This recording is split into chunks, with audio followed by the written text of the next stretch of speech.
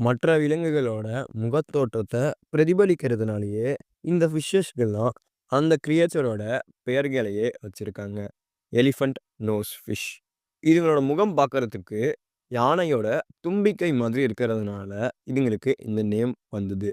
But உண்மையிலேயே அந்த நீளமா இருக்கிறது, அந்த ஃபிஷ்ஷோட மூக்கு கிடையாது.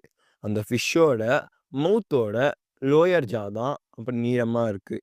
அந்த லோயர் ஜாவ யூஸ் பண்ணி, இந்த ஃபிஷ்ஷஸ்லாம் இதுங்களோட இரைய ஈஸியா சென்ஸ் பண்ணிடும்.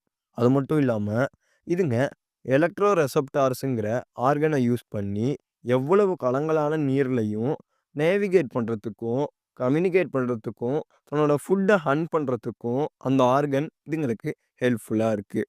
அது மட்டும் இல்லாம, இந்த ஃபிஷ்ஷஸால இந்த ஆர்கன யூஸ் பண்ணி, என்விரான்மென்ட்ல நடக்கிற சேஞ்சஸ ஈஸியா தெரிஞ்சுக்க முடியும்னு சொல்றாங்க.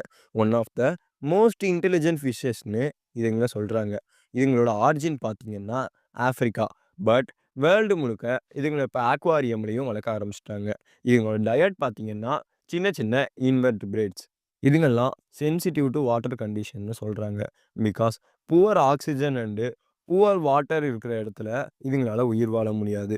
ஸோ, இதுங்கள நீங்க வளர்க்கணும்னு ஆசைப்பட்டீங்கன்னா, வெல் ஆக்ஸிஜன் பம்பும், ரொம்பவும் சுத்தமான தண்ணீரும் இருக்கணும்.